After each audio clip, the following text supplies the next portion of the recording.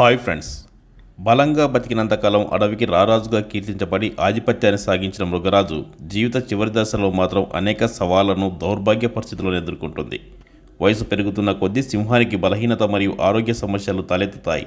పళ్ళు విరగడం వంటి సమస్యలు ఆహారాన్ని తీసుకోవడంలో ఇబ్బందులను కలిగిస్తాయి.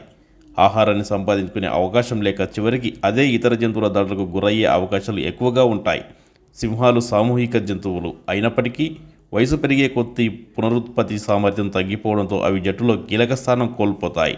యువసింహాలు ఆధిపత్యం తీసుకోవడానికి వాటితో బలంగా పోరాడతాయి. దాంతో పెద్దవైన సింహాలు జట్టును వదిలి ఒంటరిగా జీవించవలసి వస్తుంది. వృద్ధ సింహాలు బలాన్ని కోల్పోయి ఆహారం కోసం షికారులు చేయడం కష్టమవుతుంది. అలాంటి సమయంలో అవి సాధారణంగా ఇతర జంతువులు తిని మిగిల్చిన ఆహారంపై ఆధారపడతాయి.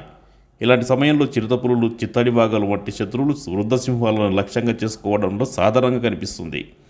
ఆధిపత్యాన్ని కోల్పోవడం, ఆహారం కోసం ఇతర జంతువులపై ఆధారపడడం, జట్టులో ప్రాధాన్యత తగ్గడం వంటి అంశాలు సింహాన్ని మానసిక ఒత్తిడికి గురిచేస్తాయి. చివరికి తినడానికి ఎలాంటి ఆహారం దొరకక నిస్సహాయ స్థితిలోకి జారుకొని ఇతర జంతువులకు తానే ఆహారంగా మారడం జరుగుతుంది. లేదంటే ఆకలితో అలమటించి దిక్కులేని జీవిలా ఒంటరిగానే తనువు చాలిస్తుంది. అడవికి రారాజుగా ఒక వెలుగు వెలిగిన సింహం చివరికి ఆకలితో అలమటించి దిక్కులేని దల్లా చనిపోయే పరిస్థితి ఏర్పడుతుంది.